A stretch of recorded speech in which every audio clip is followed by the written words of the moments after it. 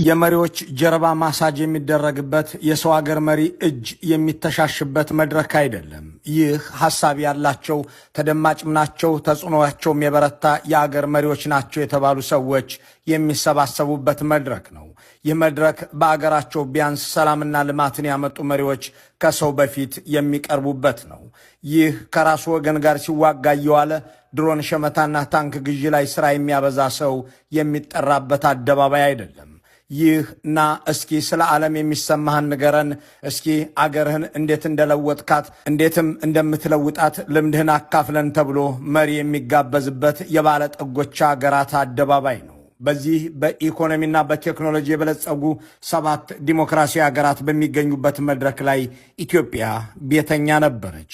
ለወትሮው በዚህ ጉባኤ ላይ ከሀያላኑ ሀገራት ጋር ትመካከር የነበረችው ይቺው አገር አሁን የሚመከርባት ሆናለች። በእርግጥም ነበር ይህንን ያህል ቅርብ ሆኗል።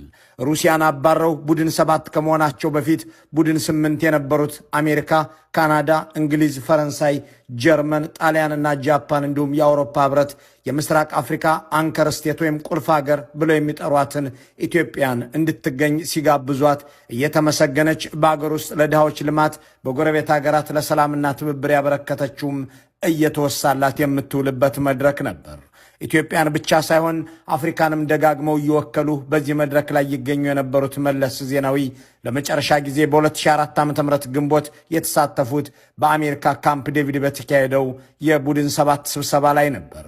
በዚህ ከአሜሪካ ፕሬዝዳንት እኩል ማይክራፎን በሚያጋራው መድረክ ላይ የተገኙት አቶ መለስ በባራክ ኦባማ ተመስግነው በጉባኤውም ላይ የአገራቸውን ስራና ከድህነት ለመውጣት የሚደረግን ትንቅንቅ የአፍሪካንም ድምፅ ሲያብራሩት የተደመጡት እንዲህ ነበር። We're launching a major new partnership to reduce hunger and lift tens of millions of people from poverty.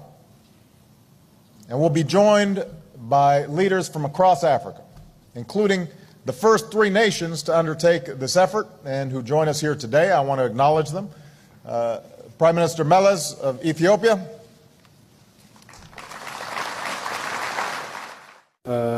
This challenge was of enormous significance not only to Ethiopia but also to the image of the continent as a whole. እንዲህ ያሉትን መድረኮች በመሪዎቿ ሴራና ጦረኛነት ያጣችው ኢትዮጵያ ዘንድሮም የ2026ን የቡድን 7 ጉባኤ አልተጠራችበትም። እሷ በሌለችበት ስለ ኢትዮጵያ ለመምከር የተጠሩት የግብፁ ኤልሲሲ ናቸው።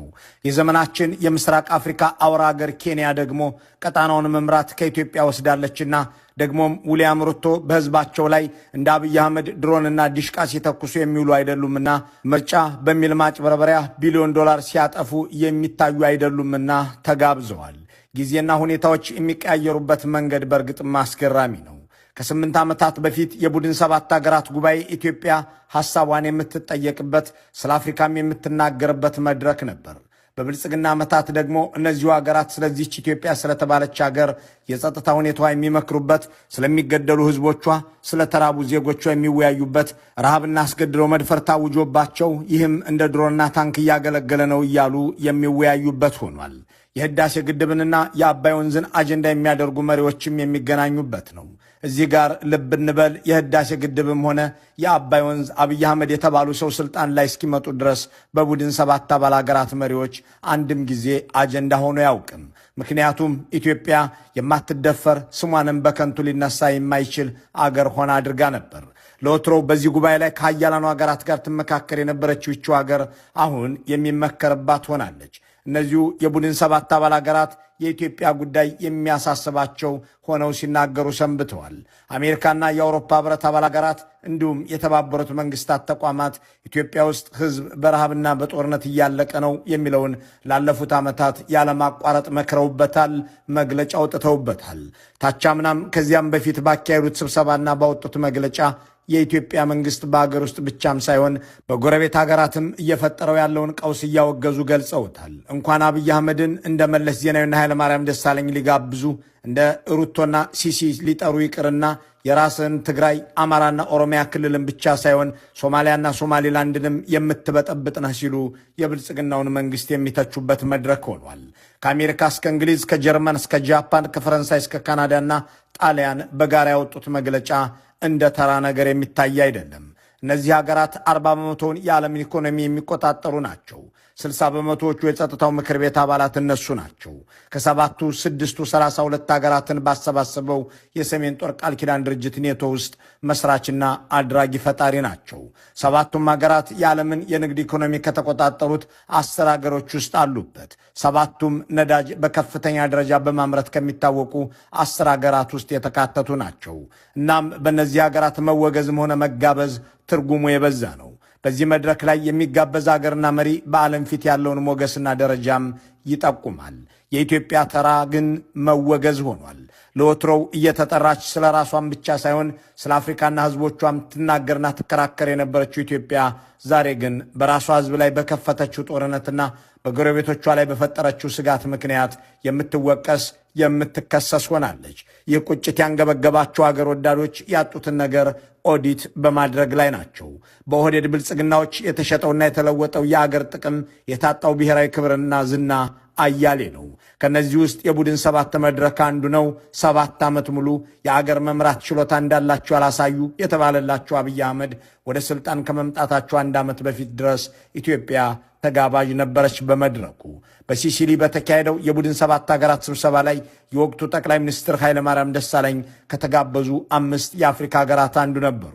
ኢትዮጵያም ለመጨረሻ ጊዜ ነይ እስኪ ሐሳብሽን እንስማው ተብላ የተጠራችው በዚሁ መድረክ ነበር። በወቅቱ ዓለም አቀፍ መገናኛ ብዙሃንም እንዲህ ነበር የዘገቡት። From climate change to trade, but capacity building in Africa was one of the few successes.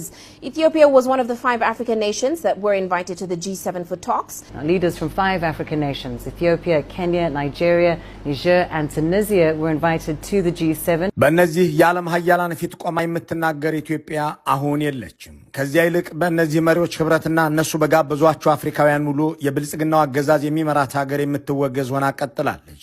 ባለፉት ዓመታትም እነ ዊሊያም ሩቶ ከኬንያ፣ እነ ራማፖዛ ከደቡብ አፍሪካ፣ እነ ኤልሲሲ ከግብፅ፣ እነ ካኢስ ሰኢድ ከቱኒዚያ፣ እነ አብዱልማዲጂድ ታቦን ከአልጄሪያ በቡድን 7 የመሪዎች ስብሰባ ላይ እየተገኙ ስለ ሀገራቸው እንዲናገሩ፣ ስለ አፍሪካ እንዲከራከሩ እየተጋበዙ ቀጥለዋል። ሰሞኑን በተካሄደው የቡድኑ ስብሰባ ላይ የሆነው ይሄው ነው። አስገራሚው ነገር አብይ አህመድ ወደ ስልጣን ከመጡ በኋላ ቡድን 7ቶች ኢትዮጵያን አለመጋበዛቸው ብቻ አይደለም። እንደ አውሮፓውያን አቆጣጠር ከ2019ና ከ2015 ውጭ ባሉት የብልጽግና የመግዛት ዓመታት ሁሉ ኢትዮጵያ በቀጥታም ሆነ በተዘዋዋሪ አጀንዳቸው ነበረች። ለአብነት በ2024 ማለትም ከ2 ዓመታት በፊት የአባል ሀገራቱ ሚኒስትሮች በጣሊያን ለስብሰባ ተቀምጠው ዓለምን ስላስጨነቁት ጦርነቶች፣ ስለ ዩክሬንና ሩሲያ፣ ስለ እስራኤልና ሐማስ እንዲሁም ስለ አብይ አህመድ የእርስ በርስ ጦርነት በሚወያዩበት ዕለት የብልጽግናው አለቃ የጉራጌን ሕዝብ ይቅርታ ጠይቀኝ ብለው ሰልፍ አስወጥተው ወልቂጤ ነበሩ። ዓለም እሳቸው በኢትዮጵያ ውስጥና በቀጣናው በፈጠሩት ቀውስ ሊመካከር በተሰባሰበበት ዕለት እሳቸው በበደሉት ሕዝብ እንደገና ይቅርታ ሊጠየቁ ወደ ማዕከላዊ ኢትዮጵያ ክልል ሄደው ነበር።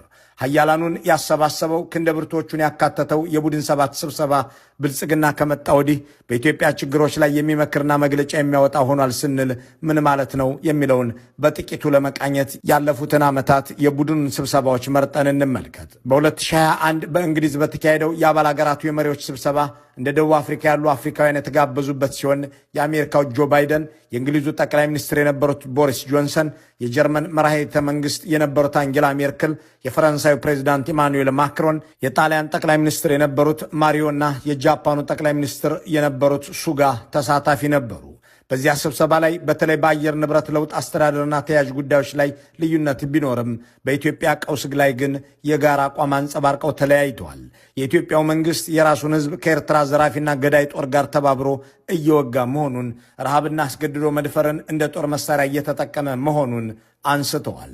ይህንንም ቡድን 7ቶች ስለ ኢትዮጵያ እርስ በርስ እልቂት ሲሉ መከሩ እያሉ የዓለም መገናኛ ብዙሃን ዘግበውታል። Warning of human rights abuses in Ethiopia's Tigray, the G7 nations የቡድን 7 አባል ሀገራት በኢትዮጵያ ትግራይ ክልል እየተፈጸመ ያለውን ግድያ፣ የጾታ ጥቃትና በግዳጅ ማፈናቀል አወገዙም። አገራቱ በጋራ ባወጡት መግለጫ የኤርትራ ሰራዊት ከኢትዮጵያ ግዛት እንዲወጣም ጠይቋል። እነዚህ ሀያላን ሀገራት በኢትዮጵያ ላይ እየተፈጸመ ያለውን መልከ ብዙ ጥቃት ይቁም ሲሉም ተናግሯል። በተለይም የኤርትራ ሰራዊት ከኢትዮጵያ ግዛት መውጣት